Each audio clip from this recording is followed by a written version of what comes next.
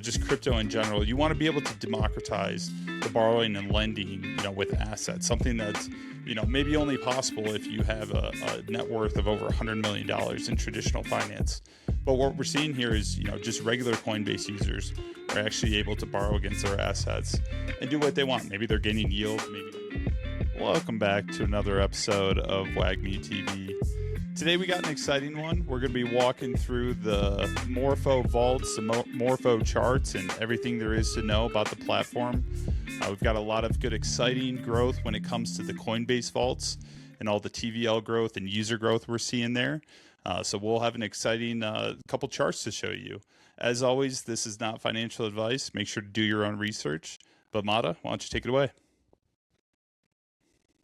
Yeah, absolutely. Let's dive right into it. So as we know, Bitcoin's been doing pretty decently, right? We've talked about that kind of 80 to 85,000-ish range as a key range to actually break above if we want to kind of stay bullish on the crypto market as a whole. But generally speaking, Morpho's been doing really well, even in spite of Bitcoin doing pretty poorly back here. We talked about it a fair amount of times. But it's been doing quite well really since February, which is really awesome to see. And we'll get into some of the fundamentals of why that's the case, of course. But purely from a technical analysis or chart perspective, right, we've talked about this yellow downward trend here that passed through these two highs as well as this local low over here. So we actually did break above that, obviously came down and hit this kind of, I would say, 3 points of confluence, really. We had the support level here. We obviously had the support that we were coming out, breakout, retest that we talk about all the time, which is really, really awesome to see. So that was obviously a big move from there, really since beginning of April. Last time we talked about Morpho, we did talk about this essentially just above this $2 level as kind of the big area of resistance. So from a shorter term perspective, right, we actually did break above that pretty significantly, like really, really good strength coming up above that. Obviously, what we did see is this pulled off of its highs. And what we always talk about on this channel is actually confirmation, right? So if we look at this as kind of our resistance zone, we broke out of that resistance zone, but we never actually closed above the wick from that breakout, right? So this never actually confirmed above that resistance zone. And so we slowly saw it kind of continue to retrace from here. I will say from a short-term perspective as well, right, we could be forming a potential, obviously, bull flag here in the short term, which could allow us to actually get above this and confirm above this by closing above this wick up to about 235-ish. So that's what we're looking for, is hoping to break above here. Obviously, we've been seeing a nice little pattern here, which is nice. It was disappointing to get below that resistance line or zone again. So that's once again going to be the area that we're looking at. But if we can hold this $2-ish level, that feels like a really good support for us at this point as we start to look at this. Obviously, if we continue to go down, then we're looking at this blue upward trend. That is kind of the next line of resistance or support that we really, really need to hold. If we break below that, then we're likely going back to kind of that 143-ish level that we bounced off previously. So that's kind of what we're seeing from the short-term perspective. Of course, if we can get above this, right, then we're starting to look at some of these really, really incredible zones, 285, and then, of course, the all-time highs up in that $4 level as some of those next areas of longer-term resistance. So that's kind of what I'm seeing on my side. But any thoughts on that, Ev? Yeah, no, I think that's great coverage. And I think something that stands out with Morpho and probably maybe only 20 to 25 other tokens, big tokens that we see within crypto, is it's overtaken its highs from 3 months ago, 2 months ago. That's something we see with Hyperliquid. That's something we're seeing here with Morpho. But it is actually pretty rare. We've seen a lot of tokens get beaten down, and I think that is just a testament to the fundamentals of the platform and the continued growth we see. We're seeing more and more TVL growth. We're seeing more and more chains be brought onto the Morpho platform. And even with the Aave hack that, we'll be putting out a video focused around some of the hacks that we've seen within Aave. It's got superior infrastructure that can be utilized by other platforms like Moonwell and other lending platforms, but it's also diversified in the sense that, if one vault goes down, it's not going to affect the rest of the platform. So, Oh yeah. yeah, I think that's great coverage of that chart there. Love it. And I know you're going to dig into some of the fundamentals, which will be really interesting to see because, of course in a bear market or, pseudo bear market, whatever you want to call it, where we're at right now, it's kind of an ambiguous zone. But generally, this is when fundamentals become the most important and when you try to really find those projects and programs that are going to run for you over the next couple of years. So really excited to see some of that as well. Yeah, absolutely. And I think something that stands out with Morpho that we've covered plenty of times is just the partnerships and, like I said, the guardrails and infrastructure that's been built out on the platform.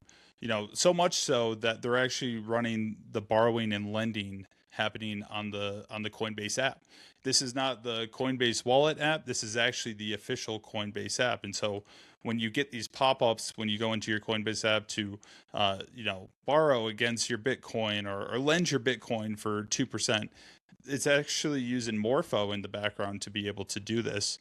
And so, like we've covered in previous episodes, but not necessarily recently, we've got different dashboards showcasing the TVL that is going into these Coinbase vaults. So at the moment, the Coinbase vaults, which is run by Stakehouse Financial, one of the largest and oldest curators on the Morpho platform, has the total supply at 300 million. So that's a very healthy supply. I think some of the deposits that we're seeing on the platform total almost a billion. And what we're seeing with the APY is, 3%. So, really healthy when you think about, just the size that Bitcoin has and, being able to borrow against your Bitcoin shouldn't cost too much because of how steady of an asset it is when you think about the greater crypto sphere. So, so we see very consistent supply here. We're seeing it not only on the Coinbase platform, but also within other centralized exchanges. So I believe Kraken also uses Morpho for their borrowing and lending on the platform. But then, something I think I really wanted to call out was the continued user growth that we're actually seeing. So while we're not seeing a huge pop in supply or borrowing happening, we're seeing more and more users continuing to use this feature. And I think that's like the really cool call out here is, when we talk about DeFi and, just crypto in general, you want to be able to democratize the borrowing and lending, with assets, something that's, maybe only possible if you have a net worth of over $100 million in traditional finance. But what we're seeing here is, just regular Coinbase users are actually able to borrow against their assets and do what they want. Maybe they're gaining yield. Maybe they're actually buying other assets with those loans. But super cool to see there. And then, the APY, as I said, has stayed pretty consistent. We're actually seeing it down, at 3%, which is a really good level to be able to borrow against your Bitcoin.